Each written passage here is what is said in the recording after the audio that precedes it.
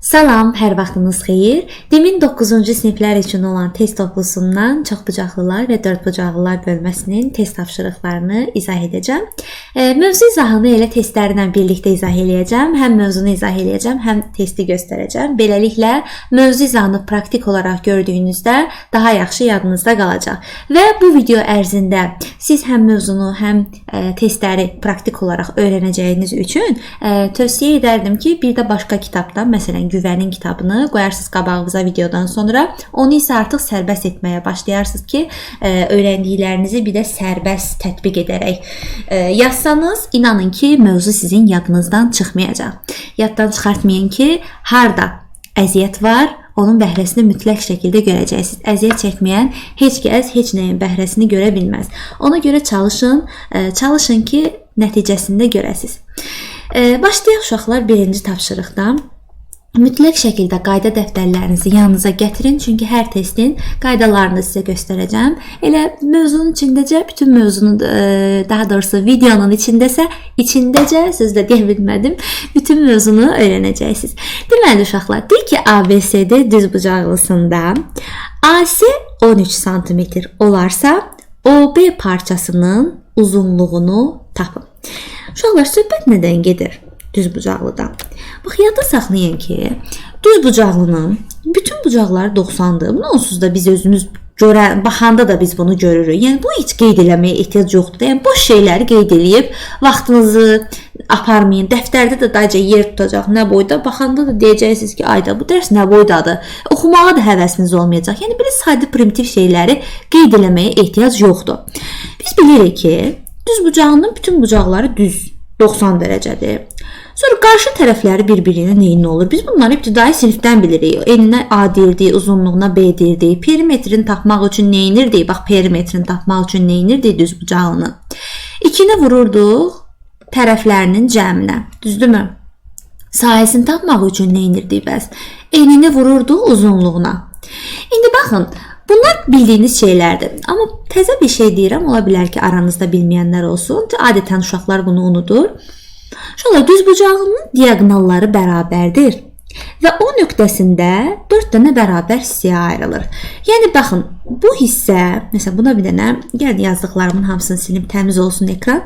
Məsələn, mən buna bir dənə x desəm, bu da olacaq x, bu da olacaq x, bu da olacaq x. Deməli, nə öyrəndik? Düzbucaqlının diaqonalları, bax, bu kəsişmə nöqtəsində yarı-bayarı bölünür. İndi baxın, mənə deyir ki, AC 13-dür. Baba, buradan bura qədər 13-dürsə, deməli 13 2 dənə bərabər yerə bölünəcək. 13-ü böləcəm 2-yə, eləyəcək 6,5.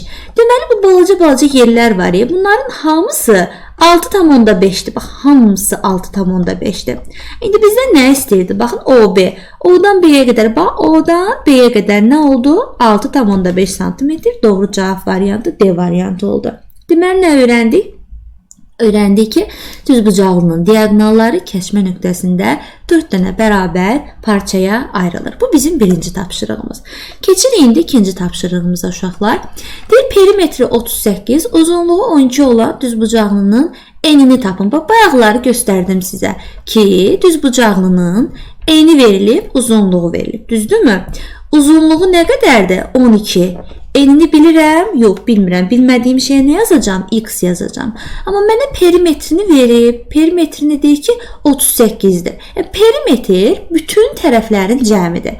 İxtiyari bir fiqurun, yəni fərqi yoxdur. Nəsə belə əndrabadi bir fiqur çəksəm bura. Yəni bunu mən perimetrini tapmaq üçün nə etməliyəm? Hər tərəfini toplamalıyam. Aydındırmı? Yəni perimetr bütün tərəflərin cəmi deməkdir. İndi burada da mən hər tərəfi cəmləməliyəm. Qarşı tərəfləri bir-birindən eynidir. Yəni, burada 2 dənə 12 var. 2 dənə x var. Düzdürmü?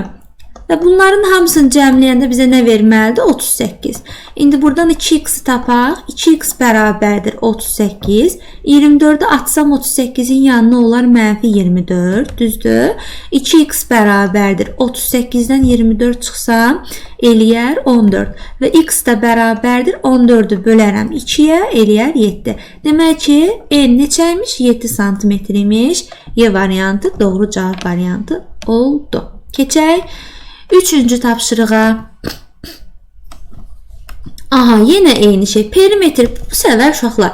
Deyir ki, düzbucaq perimetri 44 sm, uzunluğu 16 sm olan düzbucağının enini tapın. Yəni bu səfər mənə eyni şeymiş. Elə bildim deyir ki, eni verilib uzunluğu, amma eyni şeymiş. Bu 16-dır. Deməli qabağı da 16-dır. Enin bilmirəm x-dır, deməli onun da qabağı x-dır. Perimetrdəki nədir? 44-dür də, vəssalam. 2 dənə burada nə var? 16 var. 2 dənə 16 eləyir 32. 2 dənə də nə var? X var. Üzərinə də gəlirəm. 2x bərabərdir nəyə? 44-ə. 2x bərabərdir. 32-ni aparıb atıram 44-ün yanına, olur -32. Çünki bərabərliyin o tərəfindən bu tərəfinə keçəndə mütləq şəkildə işarəsi əks dəyişir. 44-dən 32 çıxanda eləyir 12. X da bərabərdir. 12-ni 2-yə bölərəm. 6. Demək ki, cavab 6 Y variantı olmuş oldu. 4-ə keçək. Deməli, uşaqlar, deyir tərəfləri 3 və 4 sm olan düzbucaqlının diaqonalını tapın. Ay uşaqlar, düzbucağının diaqonalını tapmaq üçün konkret bir düsturumuz var. Diaqonal bərabərdir. Kök altında A kvadratı üstə gələk B kvadratı. Bu da hardan gəlir? Ola bilər ki, yəni bəzi uşaqlar var ki, istəmir, məntiqin bilmək istəmir. Deyir ki, müəllimə, mənə düsturu ver, mən onları əzbərləyəcəm. Onlar öyrənsin düstur. Amma elə uşaqlar da var ki, məsələn, mən belə olmuşam. Mən düsturun hardan gəldiyini bilməsəm, yadımda saxlamıram. Mən də onlar üçün göstərirəm, mənim kimi olanlar üçün göstərirəm. Bu diaqonaldır. Bu düzbucaqlının enidir, bu da uzunluğudur. Pifaqor teoremi yoxdurmu burada? Düzbucaqlı üçbucağın Pifaqor teoremi, yəni hipotenuzu tapmaq üçün hipotenuzun kvadratı daha doğrusu bərabərdir tərəflərin kvadratlarının cəminə. Və buradan diaqonalı tapmaq üçün o birisi tərəfi kökün altına salıram. Yəni bu buradan gələn bir şeydir. Yəni çətin bir şey deyil. Neyse, yerinə qoyum. B bərabərdir kök altında 3-ün kvadratı 9, üstə gələk 4-ün kvadratı 16. 9 ilə də 16-nı toplasam eləyər kökün altında 25 və biz bilirik ki 25-dən də kökdən nə çıxar? 5 çıxar. Ona görə doğru cavab A variantı oldu. 5-ci tapşırığa keçək baxaq. Tərəfləri 16 və 12 sm olan düzbucağının diaqonalını tapın. Yenə də kök altında uşaqlar 16-nın kvadratı eləyir 256. Sonra 12-nin də kvadratı eləyir 144. Bu nə eləyir? Deməli 60, 10, 100, 300, 100, 400. 400-dən nə çıxacaq? Təbii ki 20 çıxacaq. Demək ki düzgün cavab yoxdur burada. Yoxdur deyəndə yəni düşmüyor. 20 hardadır? Baxın burada D variantında. 5-ci tapşırıq bitdi. Baxaq indi 6-cı tapşırığa. Deyir ki, hər təpədə bir bucaq götürməklə qabarıq 5 bucaqlının 4 xarici bucağının cəmi 325 dərəcəyə bərabər olarsa, 5-ci xarici bucağının dərəcə ölçüsünü tapın. Şöyle bu mövzu elə bir ki bizim indiyənə qədər baxdığımız bu 5 test sırf 4 bucaqlıya aid idi. Yəni başlıq olaraq bizim başlığımız nədir? Mövzu başlığımız 4 bucaqlılar və çox bucaqlılar. İlk 4 dənəsi 4 bucaqlıya aid idi. Bu 6-cı tapşırıq isə çox bucaqlı bölməsinə aiddir. Yəni çox bucaqlı da nə deməkdir? Yəni 4 dənə bucaq yoxdur da, burada çox bucaq var. Məsələn, burada neçə dənə bucaq var? 5 dənə bucaq var. Uşaqlar, yadda saxlayın ki, ixtiyari bir qabarıq çox bucaqlının, yəni qabarıq sözü sizə çaşdırıcı gəlməsin. Biz ümumiyyətlə çox bucaqlıların demək olar ki, hamısını qabarıq bilirik. Məsələn, 3 bucaq qabarıqdır, 4 bucaq qabarıqdır. Ya hansılarını tanıyırsa, kvadrat olsun, romb olsun, paralelogram, trapesiya fərqi yoxdur. Bunların hamısı qabarıqdır. Qabarıqla qabarıq olmayanın fərqi nədir? Məsələn, bu qabarıqdır. Məsələn, bu qabarıq deyil. Niyə? Qabarıq deyil də. Buna baxın, çöküklük var bunun ortasında. Çöküb içəri bunun bu hissəsi içəri çöküb. Yəni ki, mən bunu buradan belə çəksəm, görürsünüz, tərəf, yəni bu qayda olaraq belədir ki, tərəfdən mən bunu hər hansı bir tərəfinin xəttlərini uzatsam, fiqur həm o tərəfdə, həm bu tərəfdə qalırsa, bu qabarıq deyil. Aydındır mı? Yəni belə əndirabadi fiqurlar görəndə, belə çökmüş bir şey görəndə, bilin ki, o qabarıq deyil. Amma biz həmişə qabarıqlar haqqında danışacağıq. Yaxşı? İndi uşaqlar, qabarıq çoxbucaqlının ixtiyarı yoxdur. İstəyir 4 bucaqlı olsun, istəyir 5 bucaqlı olsun, istəyir 6 bucaqlı, istəyir 70 bucaqlı olsun, fərqi yoxdur. İstənilən qabarıq çoxbucaqlının xarici bucaqlarının cəmi 360 dərəcəyə bərabərdir. Bunu qeyd dəftərinizə yazın. İxtiyari qabarıq çoxbucaqlının xarici bucaqlarının cəmi 360 dərəcədir. İndi 5 bucaqlıdır da, bu düzdür. Belə deyir ki, 4 dənəsi 325-dir. Onda bu yerdə qalan 5-ci bucaq var, 5-ci xarici bucaq. Nə eləməlidir? 360-a tamamlanmalıdır da bu 325. Mən də 360-dan 325-i çıxaram ki, görüm yerdə nə qaldı? Yerdə də qalır 35. Deməli ki, o 5-ci xarici bucaq 35 dərəcəymiş. Cavab D variantı. Görürsünüz, bircə dənə qayda bilməklə testi həll edirik. Ay uşaqlar, sizə bir şey deyim. 9-cu sinifin testləri adətən sırf çoxbucaqlı bölməsi çox rahat düşür. Konkret bir düsturu bilərək uşaq hesablaya bilir. Yəni görürsünüz, orada bir dənə qaydanı bilməklə siz testi həll etdiniz. Və yaxud da məsələn, tutaq ki, məsələn, bax burada hər təpədə deyir bir bucaq götürərək yenə eyni şeydir də. Məsələn, siz bundan öncəki testi başa düşməsəz, bunu yaza bilərsiniz? Yox. Siz bunun qaydasını bilməsəz, yəni konkret bir 360 qaydasını da bilməlisiniz ki, çoxbucaqlının xarici bucaqlarının cəmi 360-dır. Bunu bilməyən şagird imtahanda da bunu yaza bilməyəcək. Və sonra peşman olacaq ki, ayda, gərək mən vaxtında bir cümləni əzbərləyərdim. Əzbərləsəydim indi mən filan qədər balım var idi. Yəni o peşmançılığı yaşamamaq üçün heç olmasa bu sadə şeyləri öyrənin. Davam eləyirəm. 7-dən yenə eyni şeydir. Nə edəcəm? 360-dan 320-ni çıxacam. Eləyəcək 40. Doğru cavab C variantı. 8-ə baxaq uşaqlar. Deyir ki, ABCD rombunda CBD 65 dərəcə olarsa BAD-ni tapın. Uşaqlar, rombun özəllikləri nədir?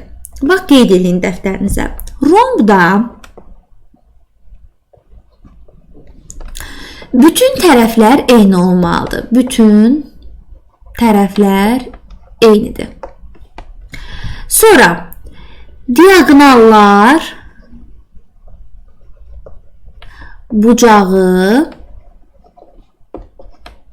tən bölür. İndi gəlin baxaq. Bu diaqonaldır da, düzdür? Yəni ixtiyarı iki təpəni birləşdirən bu xətt adlanır diaqonal. İndi bu diaqonal neynirdi? Bucağı tən bölür. Deməli, burada bir dənə bucaq var imiş. O ortadan tən bölünüb. Əgər 65 o tayda qalıbsa, deməli bu tayda da 65 qalıb da, düzdür? Onda uşaqlar, belə çıxır ki, bu B bucağı ki var, bax bu B bucağı neçə dərəcədir? 65 ilə 65-i toplayaram, eləyər 130. Deməli, bax bu B bucağı toplamda 130-dur. Və digər qaydamız da odur ki, qonşu bucaqların cəmi 180-dir. Qonşu bucaq nə deməkdir? Baxın, buradakı təpə ilə buradakı təpə görürsünüz bir-biri ilə qonşudur. Görürsünüz, bunlar qonşudur bir-birindən. Məsələn, baxın, bununla da bu qonşudur. Görürsünüz? Məsələn, bax, bununla da bu qonşudur. Görürsünüzmü? Amma məsələn, bax, buradakı bucaqla buradakı bucaq artıq qonşu deyil. Onlar qarşılıqlı bucaqdır. Yəni, qarşı-qarşıya dayanan bucaqdır, belə deyək. Rombda qarşı-qarşıya dayanan bucaqlar eynidir. Qonşu bucaqların cəmi isə 180-dir. Uşaqlar, bunları da videonu saxlayın, qeyd edin dəftərinizə, yaxşımı? İndi baxın, indi bura 130-dursa, mən neyniyərəm? 180-dən çıxaram 130-u, qalar 50 dərəcə. Deməli ki, bax, bura 50 imiş. İndi qarşı-qarşıya dayananlar eynisi, deməli, bura da 50-dir. 130-la da qarşıya dayananda burada 130 olmalıdır. İndi mənə nə deyir? BAD-ni istəyir. İndi BAD-ni gəlin tapaq uşaqlar. Bəzən uşaqlar bucaq tapmaqda çətinlik çəkir. Xahiş edirəm, diqqətlə baxın ki, sonra çətinlik çəkməyəsiniz. B, A, D. Neynədim? Bax, mən oxuduqca, hərfləri oxuduqca, bax, B-dən A-ya, A-dan D-yə gəldim, düzdürmü? Hərfləri oxuduqca mən rənglədim. Bu ortada qalan künc var, bax, bunu istəyir məndən. Neçədir bu? 50. Deməli ki, düzgün cavab B variantı. İndi uşaqlar, növbətini artıq biz tez işləyə bilərik. Mən özüm sizə ətraflı izah edirəm ki, sizə qaranlıq heç nə qalmasın. İndi isə burada artıq sürətli yaza bilərik. Məsələn, BAD-ni 40 verib. Əgər bura 40-dırsa, deməli burada 40-dır. Bura 40-dırsa, 180-dən çıxaram 40-ı, yerdə qalar 140. Deməli, digər bu təpələr 140-dır. Diagonal da 140-ı tən böldüyü üçün belə çıxır ki, 140 da yarı-yarıya bölünəcək. Eləyəcək nə? 70 bura düşəcək, 70 bura düşəcək. Görün məndən elə nə istəyir? Mən indi elə baxıram ki, görün məndən nə istəyirmiş. BDS-ni istəyir. Bax, B, D, S. Və bunu istəyir məndən. Heç nə də bunu tapmağın nə var ki? Burada bir tane üçbucaq yaratdım tez. 70, 40 budur, 40 budur. 70 ilə 40-ı toplayaram, eləyər 110. Tez 180-dən də 110-u çıxaram, eləyər 70. Yəni bu elədi 70. Vəssalam. Demək ki, cavab D variantıdır. Niyə 180-dən çıxdım uşaqlar? Heç bildiniz? Çünki üçbucağın daxili bucaqlarının cəmi 180 dərəcəyə bərabərdir. Mən bunu internetdən açmışam. Əslində məndə PDF var idi. Niyə PDF-dən açmamışam? Unutmuşam. Olsun, heç nə olmasın. Ona baxaq. 10. Deyir ki, bucaqlarından biri 45 dərəcə olan paralelogramın böyük bucağını tapın. Yenə də uşaqlar, paralelogramda bax çəkirəm, göstərirəm sizə detaylı. Hər bir detaya fikir verin, əzbərləməyin. Burada hər şeyi bilin ki, növbəti kitabı işləyəndə artıq sərbəst işləyə biləsiniz. Bucaqlarından biri 45'dir. Bax, bu 45'dir. Paralelogramdakı romb elə paralelogram olduğu üçün, yəni bayaq dediklərim paralelograma da aiddir. Baxın, bura 45'dir axı, düzdür. Deməli, bunun qabağı da 45'dir. Deməli, 45'in buradakı qonşusu var, bax bu. O 180 çıxılsın 45 olacaq. 180-dən də 45 çıxsam eləyər 135. Buradır, qabağında da 135 olacaq. Böyük bucağı istəyirdi məndən, o da oldu nə? D variantı.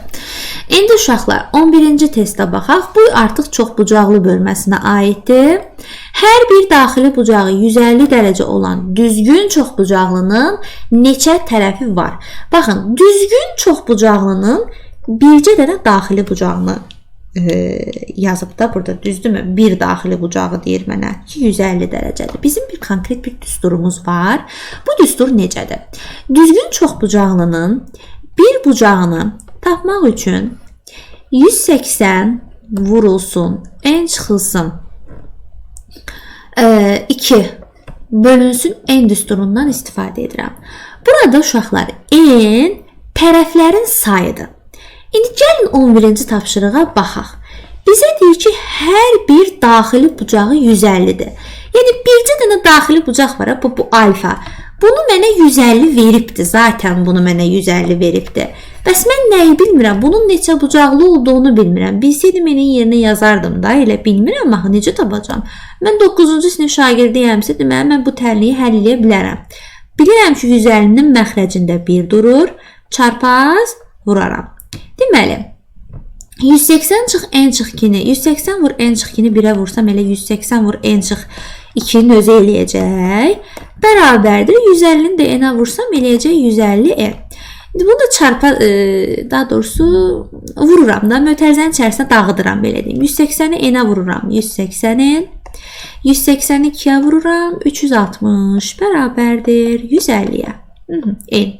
Bu 150 n atacağım 180 n-in yanına. Olacaq mənfi 150 n bərabərdir. Mənfi 360'ı da atacağım o birisi yana, eləyəcək müsbət 360.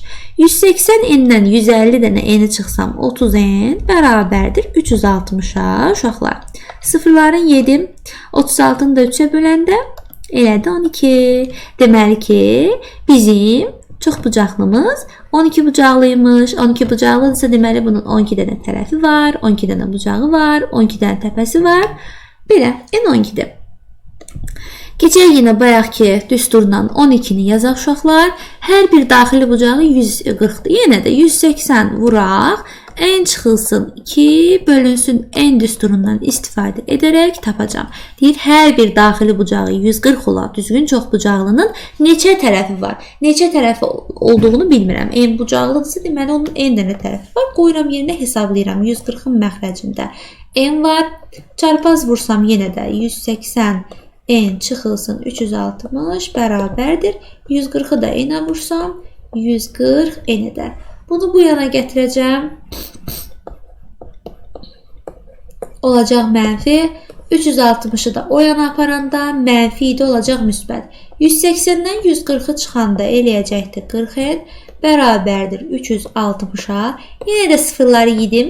N bərabərdir 36-nı 4-ə bölsəm cavab 9. Deməli 9 dənə tərəfi varmış. Düzgün cavab B variantı olacaq.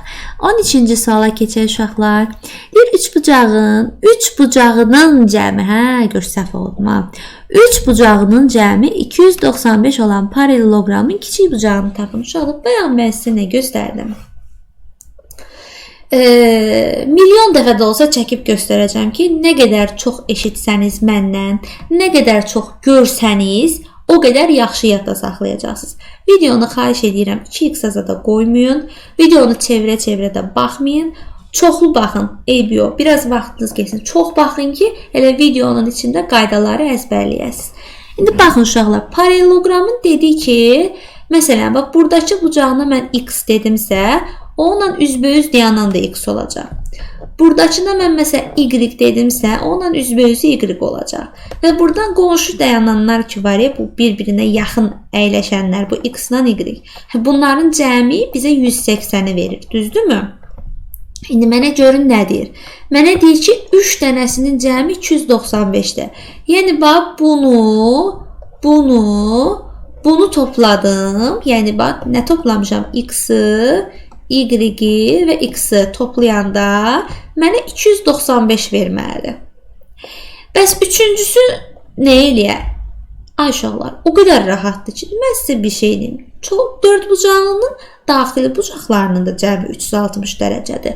Xarici bucaqlarının da cəmi 360 dərəcədir. Bu son dediyim iki cümlə qaydadır. Videonu geri çəkin, bilmirsinizsə qayda dəftərinizə qeyd edin.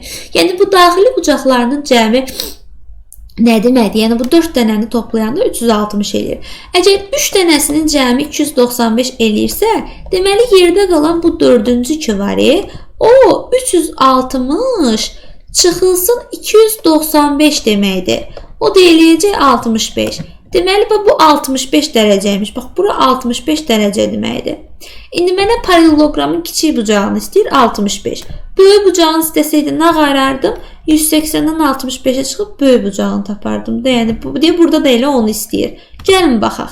Gəlin növbəti 14-cü sualı artıq dediyim kimi baxaq. Baxın uşaqlar, 3 bucağının cəmi 245-dir. Əgər 3 dənəsinin cəmi 245-dirsə, deməli 4-cü bucağı tapmaq üçün mən 360-dan çıxaram 245-i.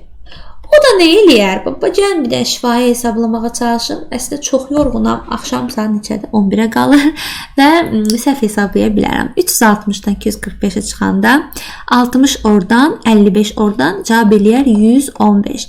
Əgər bir dənəsi 115-dirsə uşaqlar, ikincisini tapmaq üçün nə edərəm dedim? 180-dən çıxaram 115-i, eləyər 65. Deməli, biri 65-dir. O nətər oldu? Bayaqlarda 65 oldu. 3 dənəsinin cəmi. Mən deyirəm də yorğunam. Ola bilər ki, mən burada səhvliyə yol verib 360-dan 245-ə çıxdıqda düz hesablamışam. Mən bilsiz nə maraqlı gəldi. 3 bucağının cəmi 295 buradaydı. Bəlkə mən 180-dən 115-i düz çıxmadım. 65 elədi. Baxın, burada da 65, 115 aldıq. Burada da 65 aldıq. O birisi də təbii ki 115 olmalıdır. Burada 3 bucağın cəmi 295, burada 245. Ola bilməz axı. Onda mən yuxarıdakini səhv eləmişəm. Bir də ona baxın. 360-dan çıxın. Hə, yox düz eləmişəm.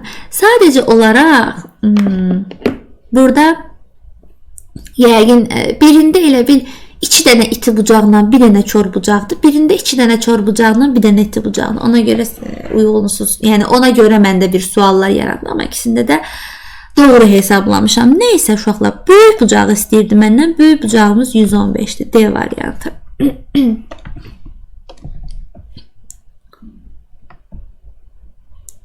Keçdik nəyə? 15. Qabarıq. Bu bayaq mən sizə dedim.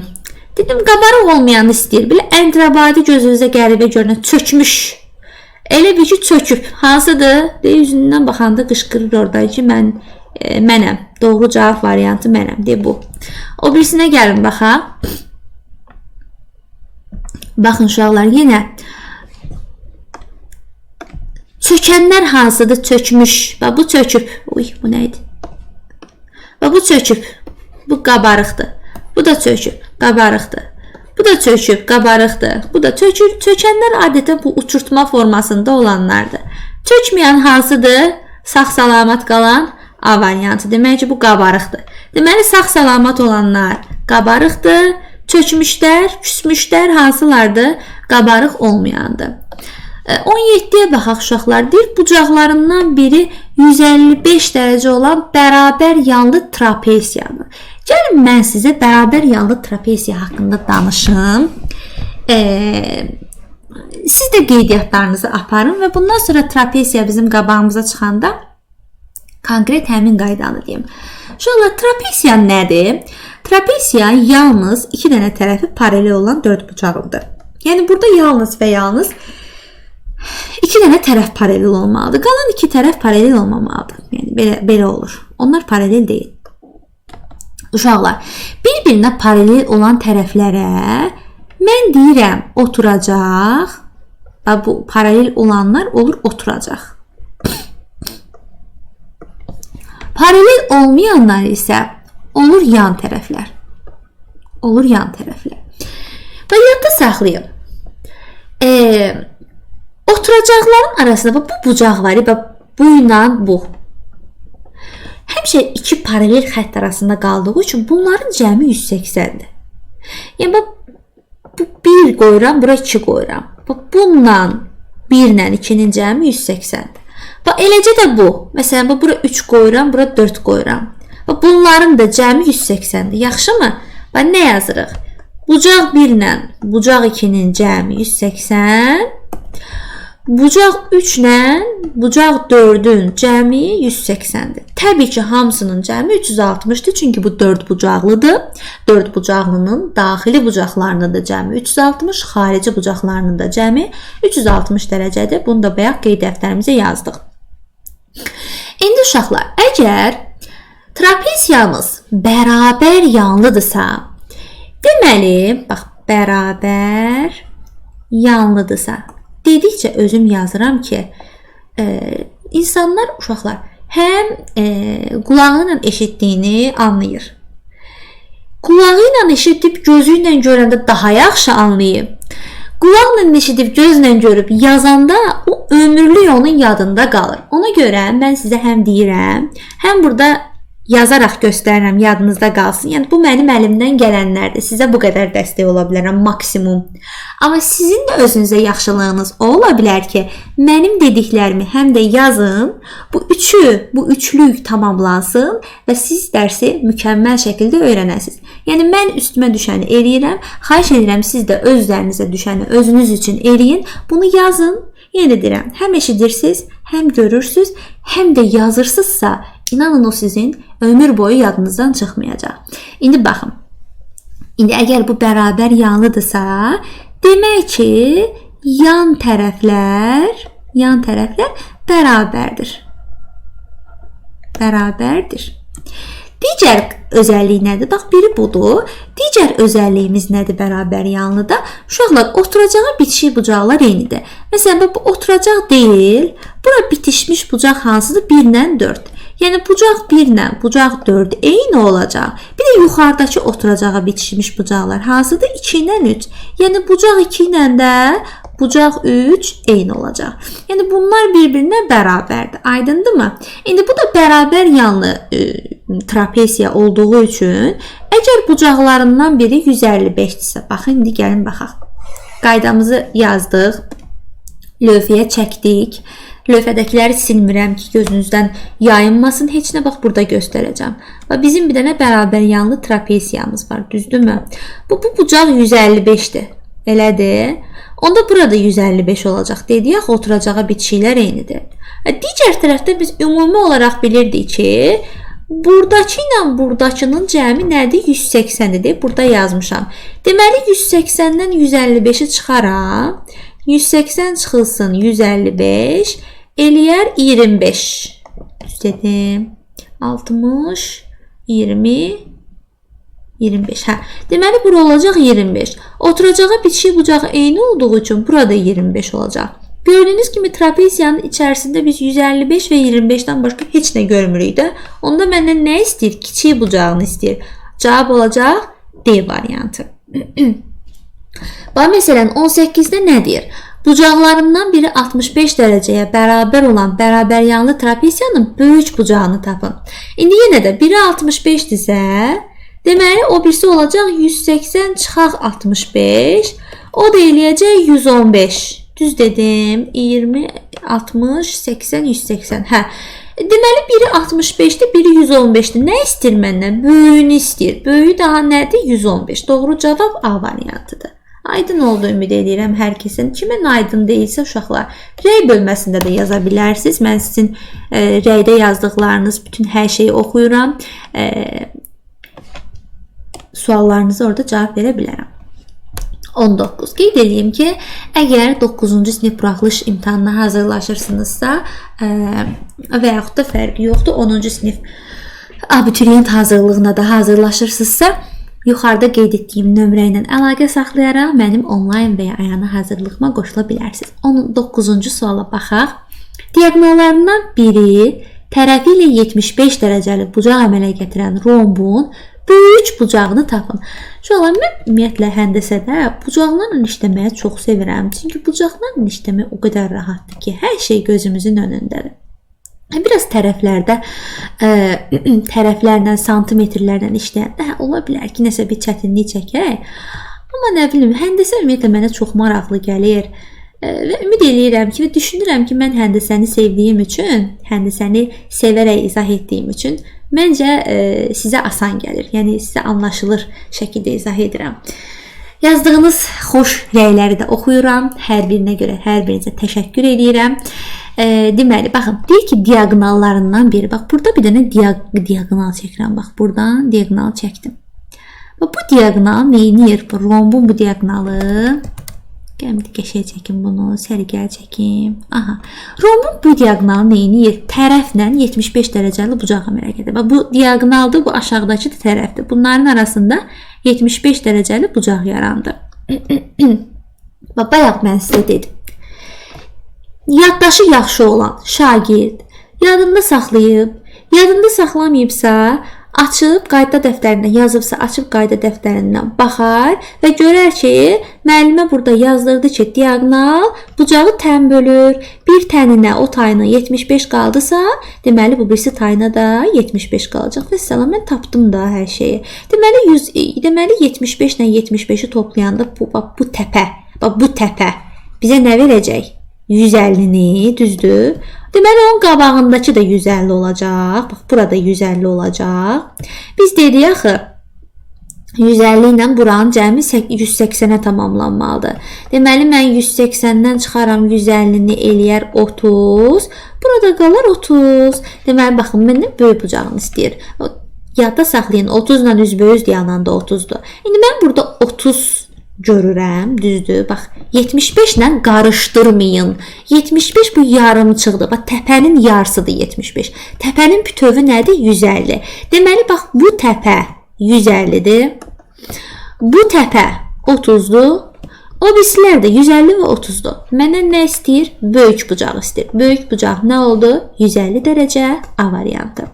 Davam edirik. Yenə bayaqkındandır. Diaqonallarından biri 25 dərəcəli bucaq əmələ gətirib. Yenə də 25 dərəcə var idisə, deməli 25, 25, 50 dərəcə var orada ümumilikdə. Biri 50-dirsə, digəri olacaq 180 çıxaq 50, yəni 130 dərəcə. Deməli uşaqlar, biri 50, biri 130-dur. Məndən kiçiyini istəyir. Cavab olacaq 50 dərəcə B variantı.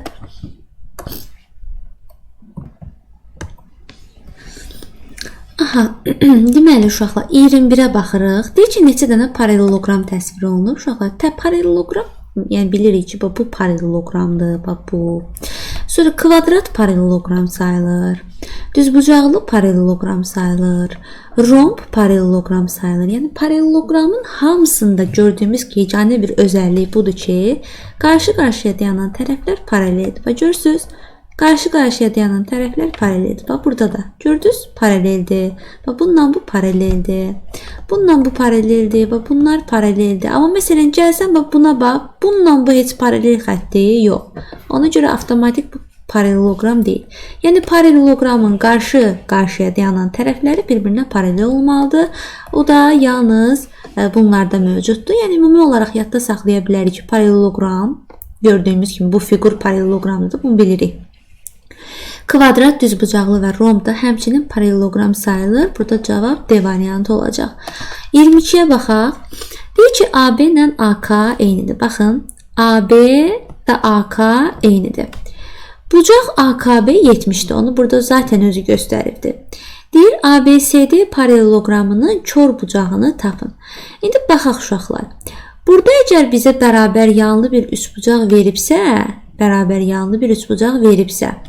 əgər bura 70'dirsə, deməli digər bərabər tərəfə bitişik olan bucaq da 70 dərəcə olacaq. Hardan bildim? Bax, bərabər olan tərəflərə yapışan bu bucaqlar ikisi də eyni olmalıdır. Bu 70'dirsə, bu da 70'dir.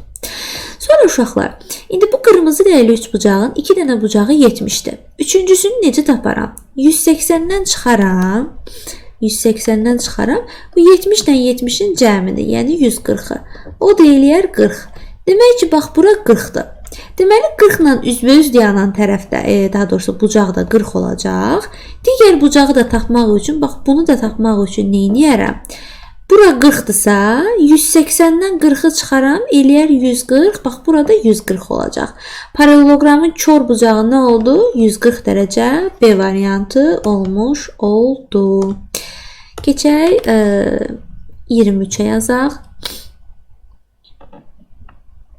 Aha, 23. Deyir ki, CD CM-ə bərabərdir. Bax, CD CM-ə bərabərdir. Bucaq CDM, CM'də daha doğrusu 80 dərəcədir.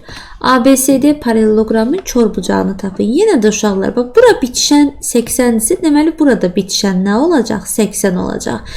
Mən indi gəlsəm, bax, yenə də buradakı üç bucağa baxsam, bu üç bucağın 2 dənə bucağını mənə nə veribdir? 80. Düzdürmü? 80 ilə 80'i toplayaram 160. 180'dən də 160'ı çıxaram, eləyər 20. Deməli, bax, bu təpə 20'dir. Deməli, ondan üzbəüz dayanan da 20'dir. Bura 20'dirsə, 180'dən də 20'ni çıxanda 160, bax, burada düşər 160. Kör bucağı nə oldu? 160 B variantı. 24'də baxaq uşaqlar. Deməli, 24'də deyir ki, tərəfləri 3 və 10 metr olan düzbucağının perimetrini tapın. Düzbucağının perimetrini tapmaq üçün nə edirəm? 2'ni vururam en və uzunluğun cəminə. O da bərabərdir. 2 vuraq. En və uzunluq biri 3, biri 10'dur. 3 üstə gələk 10. 10'dan 3'ü toplayanda 13. 2'yə vuranda 26 metr edəcək. Doğru cavab C variantı olmuş olur. Keçək 25'i yazaq. 25. Tərəfləri 4 metr və 12 metr olan düzbucağının perimetrini tapın. Yenə də uşaqlar, perimetr bərabərdir 2 vurulsun 4 ilə 12-nin cəminə 4 ilə 12-nin cəmi 16 edir. 2 də vuranda 32 düzgün cavab B variantı. 26-ya baxaq. Deyir ki, ABCD paraleloqramında AC diaqonalı tən böləndir. Deməli bizim bir dənə paraleloqramımız var. Necədir bu paraleloqramın adı nədir uşaqlar? ABCD. ABCD. Deyir ki, bunun AC diaqonalı tən böləndir. Baxın, AC diaqonalı tən böləndir. Maşallah, bayaq mən sizə demişdim ki, bucağı tən bölən, ortadan tən bölən. Harda dedim onu mən? Rombda dedim də. Deməli, bu paraleloqram rombuymuş sən demə. İndi, bax, bax, bu sözə görə, bax, bu söz, bax, diaqonalın tən bölən olması yalnız romda var. Romda. Deyə bilərsiniz ki, bu paraleloqramdır. Bəli, uşaqlar, rom belə paraleloqram sayılır. Elə bir ki, paraleloqramlar sinifdir, sinifdəki şagirdlərdir. Rom o şagirdlərin içərisində sinif nümayəndəsi, sinifqomdur. Sinifqom şagird deyil, bəyəm, o da şagirddir də. Bax, elə bir eyni anlayışdır. Hamısı paraleloqramdır. Sadəcə bu tən bölən olduğu üçün buna xüsusi olaraq biz romb adı vermişik. İndi AB adısa, biz dedik axı rombun bütün tərəfləri də eyni olmalıdır. O zaman perimetrimiz də bərabər olacaq 4 dənə A-nın cəmi, yəni 4A-ya. Düzgün cavab B variantı. 27-yə baxaq görək nə deyir. Deyir, perimetri B-yə bərabər olan ABCD paraleloqramının AC diaqonalı tən bölən olarsa, yəni də nədir uşaqlar? Tən bölən isə deməli bu da rombdur da. Bu da rombdur. Bizə deyir ki, bax bu ABCD paraleloqramı indi biz belə başa düşdük ki, bu rombdur. BC-ni deyir tapın. BC-yə bir x desəm, hamısı x olacaq da, düzdürmü? Deməli, perimetr nəyə bərabərdir? 4 dənə x-a. Perimetr mənə veribdir də B. Onda x-i tapmaq üçün neyniyərəm? B-ni bölərəm 4-ə. Düzgün cavab B böl 4 A variantı olacaq. 28-ə baxaq. 28. ABCD paraleloqramının diaqonalları perpendikulyardır. Yenə uşaqlar, diaqonalların perpendikulyar olduğunu deyirsə, bax bu söz də bizə onu bildirir ki, bu rombdur. İndi ola bilər ki, siz deyirsiniz ki, ayda mən bunu bilmirəm, baxın, niyə mən bunu bilmirəm? Yəni, qətiyyən sizdə belə bir özgüvənsizlik yaranmasın. Əgər siz mövzu izahını öyrənmişsinizsə, bunu biləcəksiniz. Mövzu izahını bilməyənlər axı videoya baxaraq öyrənir. Hardan biləcəksiniz başqa? Təbii ki, indi öyrənəcəksiniz də. İndi də qeyd edeyim. Bax, rombun özəlliklərini bir burada qeyd eləmişdik. Zaten bayaqları qeyd eləmişdik ki, rombda bucaqları tən bölür diaqonal. İndi bir dənə də əlavə olaraq bunu da qeyd eləyin ki, rombdakı diaqonallar hər zaman bir-birinə perpendikulyardır. Deməli, uşaqlar, biz video ərzində, mən özüm tez-tez təkrar edirəm ki, video ərzində öyrənəsiniz. Deməli, biz uşaqlar rombdan bağlı nələri öyrəndik? Dedik, romb həm də paraleloqram sayılır. Rombun diaqonalları bucağı tən bölür. Rombun bütün tərəfləri bərabərdir. Rombun diaqonalları bir-birinə perpendikulyardır. Bax, bunları özünüz üçün romba aid bir vərəqdə yer yazın. Başlıq olaraq romb yazın. Bunları altından qeyd edin. Sonra dərsdən sonra oturub təkrarlayarsınız. Bunları bilsəz kifayətdir də. Deməli, baxın uşaqlar. İndi mənə deyir ki, AB adı. Əgər A, B, C, D. Rombdur da. Bu sözdən belə başa düşdümsə bu rombdur. Buna A desəm, deməli ki, hamısı A olacaq. O zaman perimetrdə olacaq 4 dənə A, yəni 4A. Cavab olacaq D variantı. 29 və 30. Mən 29 ilə 30-u da izah eləyəcəm. Videonu burada yekunlaşdıracağım. Qalanını da növbəti video dərsdə izah eləyəcəm ki, video çox uzun olmasın. Mənə dəstək olmaq üçün videonu like eləyib, dostlarınızla bölüşməyi və rəylərdə öz fikirlərinizi yazmağı unutmayın uşaqlar. 29.